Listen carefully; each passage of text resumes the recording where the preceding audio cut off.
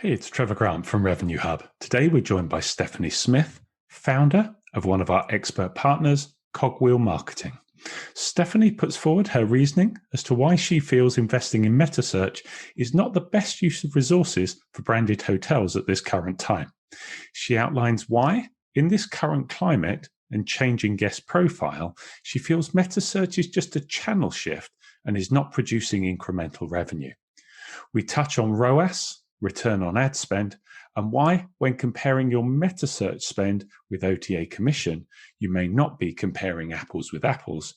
And finally, we look at where our limited budgets could be used further up the funnel to drive that incremental revenue. Feel free to comment below. We're always interested in your thoughts and views. And finally, as always, if you're keen to hear more from thought leaders in the hotel and travel sector, please subscribe to the channel. Click that bell so you know when we have new content. And if you like what we're doing, please do give a thumbs up. It really helps the channel. Anyway, hope you enjoy it. Roll the intro.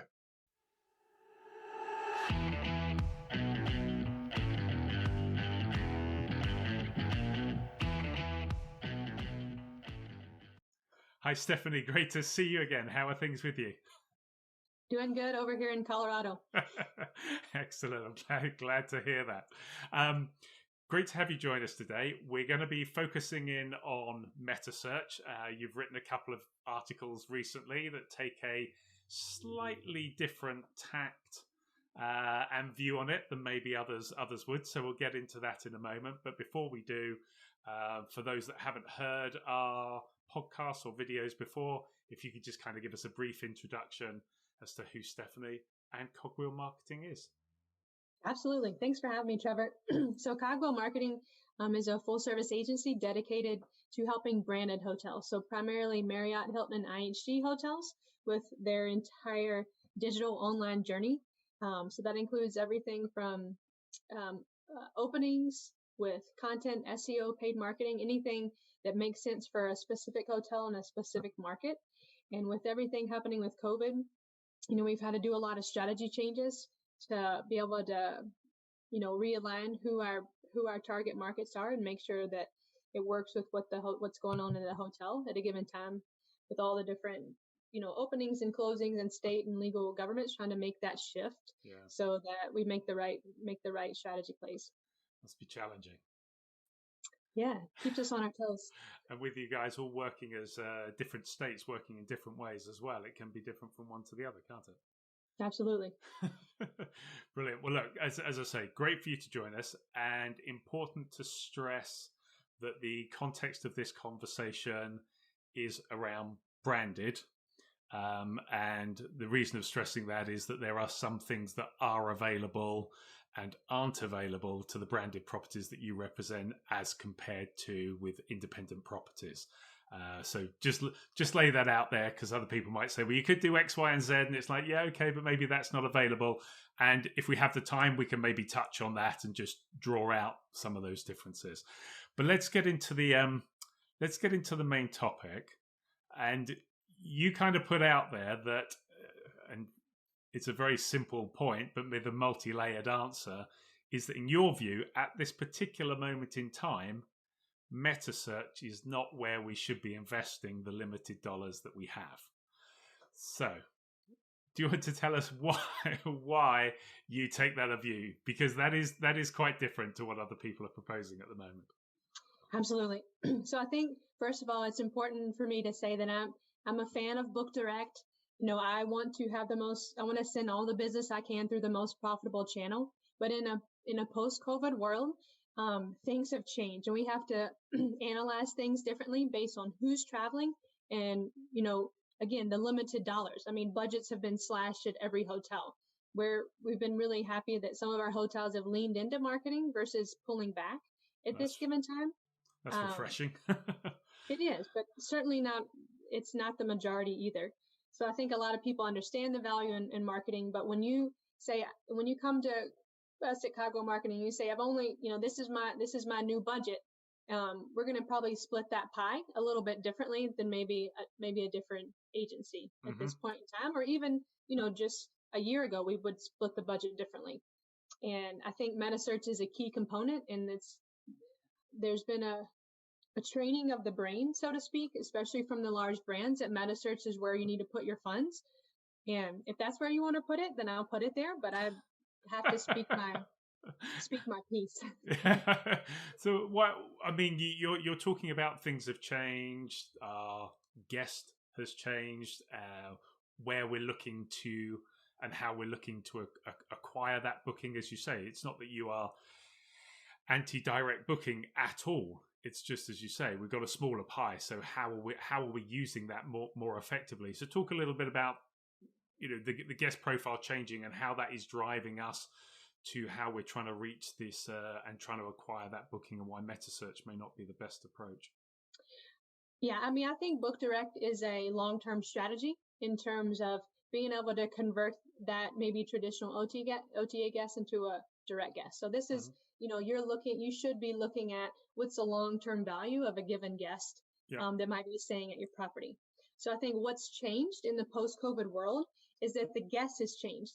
Who was traveling, especially over the summer months and even now into the fall, while we're seeing speckles of BT guests here and there, the guest that was traveling in the summer was not your typical brand loyal guest. Right. The guest that was traveling did not care about your Marriott Bonvoy points. They and you likely depending again on your hotel and market, you may not expect to see any long-term value or repeat future stays from that guest. Mm-hmm. And half of the other piece of it is, if that, guest does come in through an OTA, then you have an opportunity, of course, to transition them into a loyal guest once they get on site. Yeah. But if you're looking at the current transient guest as if they don't have that long-term value, it might be less expensive to let the OTA have that piece of business. So you're looking at it in terms of, and you've always mentioned this a number of times whenever we've spoken, that your role, as well as doing what the clients ask you to do, is always looking at, okay, how can we take the money and then drive incremental revenue? And I think what I've derived from conversations we've had around this is that what you're really saying is that utilizing that money isn't necessarily taking it. It isn't driving incremental revenue by using that budget. What you're actually doing is you're just pulling it in from a different channel. Is that right? Yeah. So I see Metasearch as a channel shift, less so than incremental revenue. So to talk about that a little bit further. So if you think about the major Metasearch channels, so let's talk about Google Hotel Ads, TripAdvisor, Kayak.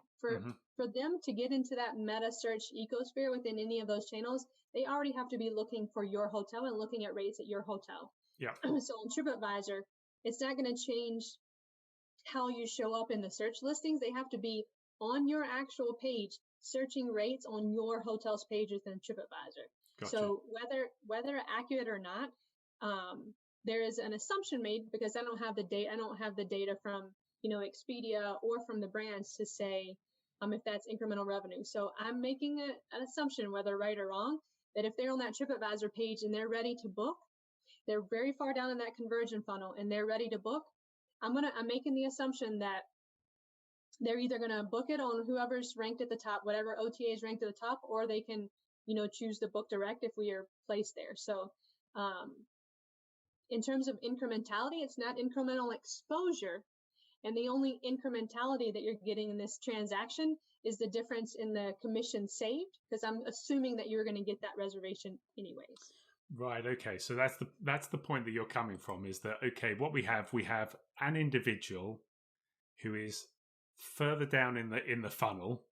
So I think around that, referred to as the intent stage, or I mean, it's sliced up in so many different ways when you look into it, but they're kind of down towards that bottom piece. They're searching on particular hotel. So your argument is that, okay, so I could get that through an OTA anyhow.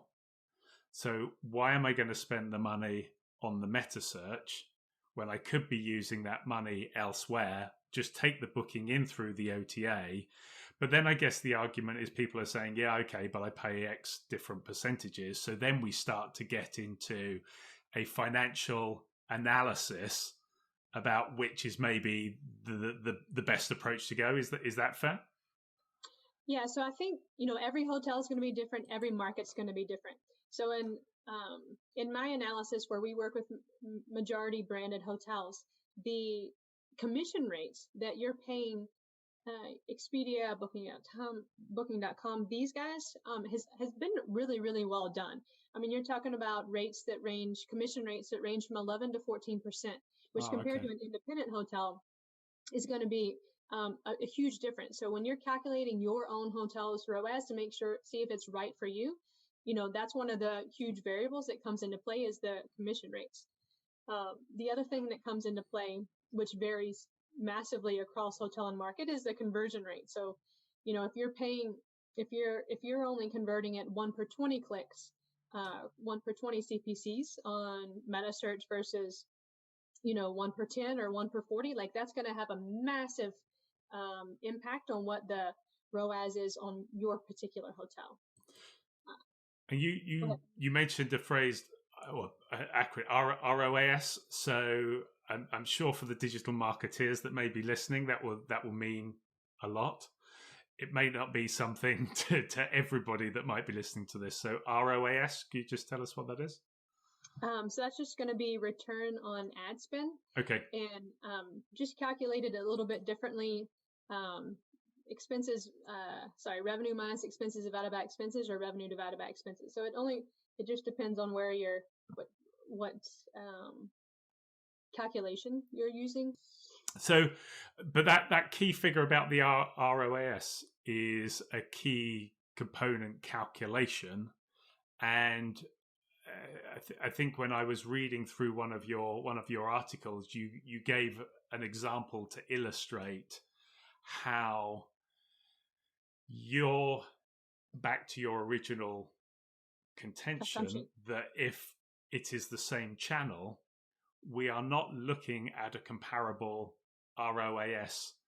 I spend this amount on my advertising, I get this booking value, I reduce off my commission rates, so this is my return. You're saying it's not we shouldn't be doing a direct apple to apple comparison in a sense. You're saying that, well, if we could get it through the OTA anyhow, then what we should be looking at is the difference between what we are saving, not paying a commission rate to the OTA and putting money into Metasearch, and then working our ROAS on the basis of that differential. Did I understand that correctly? And I mean, if you've got an example to illustrate it out, that might help. Yeah. So if you are, again, if you believe that you were going to get that reservation through an OTA originally, then you shouldn't be calculating your ROAS based on the total revenue in that booking. So if you're assuming that reservation at $200 came through Expedia, or that $200 reservation came through your Book Direct channel, the ROAS should not be calculated based off the $200, which is the value of that booking. It should be calculated on the incremental cost savings of the commission that you're no longer paying. So when you think about what your commission rates are, the only thing that's incremental, again, if you assume that you're going to get that booking otherwise, the only thing that's incremental or that's flowing down through the bottom line is that savings on commission. So then you have to compare what you were going to pay on commission versus what you're paying in a CPC model in terms of cost per click.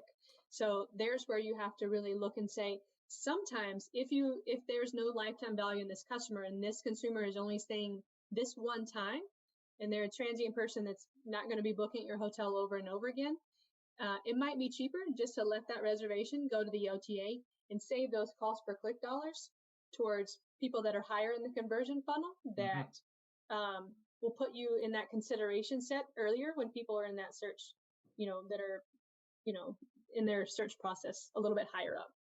I'm with you. So what you're saying is that if you were getting a booking at say $200, and for ease of figures, let's say the rate to Expedia was 10%, it wouldn't be, but so your commission on that is $20. But what you're saying is then what you have to do is you work out the cost of what you're spending through the Metasearch to acquire that booking. So let's say that you got the same booking, but that it only cost you, I don't know, $15 to get it, or something like that. What you're saying is that, yeah, is that, or yeah. Yeah, and you have to look at it, again, what your conversion, how many clicks does it take for you to get a conversion? Yeah. I would say if $15 for acquisition is good, but I would say some hotels have a higher cost per acquisition than even that. So, if you have a hotel that obviously has higher ADR, there's all these different variables that go into play. Mm-hmm. But at what point, is it worth spending that $20 to get that reservation that you might have gotten anyways? Should you be spending that on something that truly affects, it gives you additional exposure that you wouldn't have had before?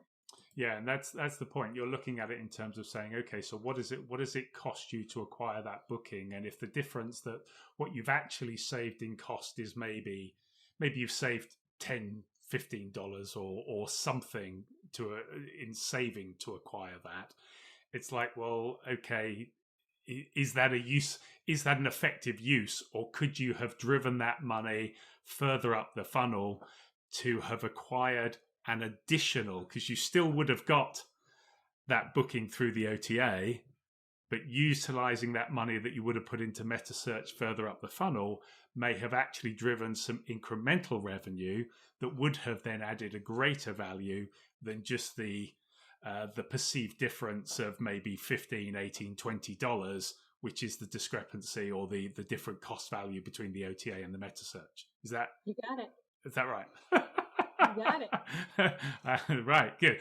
And that's where it comes back to the ROAS, as you say, which is about looking at when you work that multiple out, when you work that calculation out on the differential, suddenly it's a completely different figure. And you can, with the people that are good with this, you can throw those figures in and play with some figures in an Excel spreadsheet. But either way, it's if you accept the proposition that it's not incremental revenue, then it seems like a strong argument to be using that money to drive, even if you can make it work. It's like, well, it's still not incremental. You're just taking it from one place to another, which is the basic philosophy that you're driving at here, isn't it? Yeah, and there's obviously, if you can turn them into loyal guests in terms of long-term value, then there's obviously going to be a larger cost savings over time. Sure. And I think one of the other points that my friends on the independent side brought up that I think was a super valid point is that even if you can only get them to your website, then you can at least, and they don't book, you still can get them added to your remarketing campaign. So they're at least in your wheelhouse so that you can contact them again. And then obviously if you can get them into a loyalty program, then you have their, email. And if they book direct, then you have their email.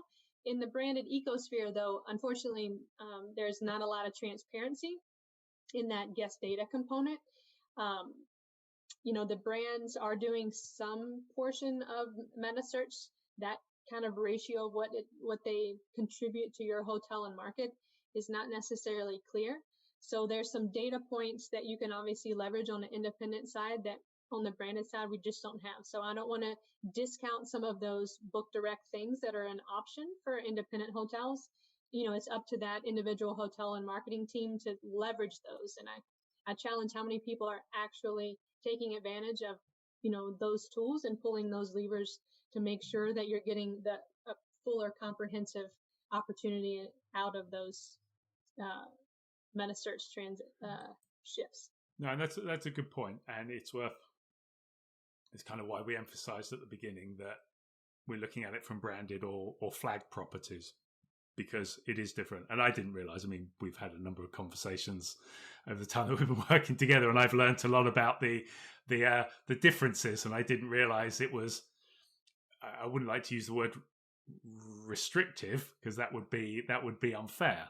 But there are certain things that an independent property does have access to that I would have assumed a branded property would have also had access to, but that isn't always the case. And this remarketing piece is a case in point. So probably then worth having then established that your view is, okay, all you're doing is choosing a different channel to get it from, and the proposition being, well, there are more effective ways of maybe utilizing that budget. picking up on the fact that we do all have limited budgets at the moment, you're saying we should be driving that budget further up the funnel. And and I know you've kind of put some articles together around this over the past as well, but just while we've got you here, where would you be advising, and again, with the caveat that it's branded and flagged properties, where would you be advising that they should be putting their budget? If you said, I know you wanted to go Metasearch, but I want to do this, where would you be looking to try and invest it instead? Well, I think whether you're branded or independent, you need to look at who's traveling in your market right now and try to focus on that. So the booking windows are super short right now. Obviously, there's a lot of data out there that supports, targeting your drive and leisure transient. Mm-hmm. A lot of the group hotels that we work with, they never really had exposure to that market because they relied so heavily on their group and BT base. Yeah. So it was a repositioning effort to make sure, do we have just the basics like the content and imagery to support appealing to a transient guest, because these full service hotels, they don't have the breadth of amenities anymore. They're being brought down. Not only have they dropped the rates, but they're, from a service and amenity standpoint, they're competing with the select service hotel because they don't have anything else. So you have to make sure that you, one, have the content and imagery to support a transient traveler. And then, looking at, where do you currently rank on the OTA sort order, and seeing if you need to put money into some different initiatives or working with your market manager to increase your sort order. Some of the other things, obviously, you can look at doing Google AdWords PPC. With both Metasearch and PPC, the cost per clicks are much lower than what they have been. And in some markets, before, when Expedia and Booking had pulled back their PPC dollars, it just meant less competition and meant the money could go a little bit further. Mm-hmm. So you're trying to get people that are, higher in that, you want to be in that consideration set when they're doing those searches. And then obviously you have social media. It's a very cost effective way to put geo-targeting parameters around people that may actually be traveling. And that at least for branded hotels, we've been working with Adara and Sojourn, which really takes in data layering from the airlines, car rentals, and different other tourism to try to find people that are in market and put relevant ads in front of people that have the propensity to actually travel during this time. Yeah. So that was Adara and Sojourn, yeah? So ADARA and SOJERN. Yeah. Mm-hmm. Okay. And then what about in terms of what can the hotel be doing within like its local market? I guess I mean, we all hear about the car drive market, but I mean, how can we engage with the local community? There must be ways of doing that to use that budget differently. Yeah, I mean, I think showing that community support and involvement, especially on social media, goes a long ways. So depending on the restaurants, as we know, are struggling just as bad as the hotels. So how can you lean in? If you are a full service hotel and you don't have any options in-house for F&B, how can you leverage the local businesses to, do food delivery, things like that. And there are, lost my train of thought. It's okay. We're just jumping. Leaning into local communities is what we're talking about. Yeah. And existing relationships. I think some of the other ways hotels can lean into the local community is going to fall, I think, more so on the sales standpoint. We've had a lot of difficult conversations with hotels from a sales team that maybe didn't want specific types of businesses before, whether that be construction, or going and being, parking lot lizards, going and seeing, what type of business might be staying at your competitor hotels. Yeah. Because it's always a hard thing, because we're not going to be able to create the demand if it doesn't exist. You can really just shift it from another hotel over to yours. Yes, no, that makes sense. And in terms, one of the things that you mentioned as well were things, some simple things, just like newsletters and utilizing the information that you already have within the hotel. And I think you mentioned it a moment ago about the retargeting, but whether or not it's all well and good talking about having this data, but whether we actually use the information we have in-house and then look at it from a different perspective and turn it around and do something with it. I mean, does that have any value? I think that's low-hanging fruit as well, just in terms of the communication piece. So you think about a lot of hotels either closed or have reduced their staff. So you can really leverage the email marketing to reach a larger range and just keep that communication open, and so that you're front of mind when they are ready to start having those conversations. So obviously, from an independent side, even if you don't have a CRM, consider doing some PMS exports and doing email marketing. If you, on the branded side, even though you're not going to have access to your guest history unless you're using like a system like Clairvoyance for Hilton, but you, from a B2B standpoint, can still, you don't have the same restrictions and you can do email marketing. So what we've had a lot of success with at Cogwheel Marketing, especially for some of our group hotels, we don't want to be insensitive and start sending out, group book by the end of the year and get this. That's exactly not going to land well.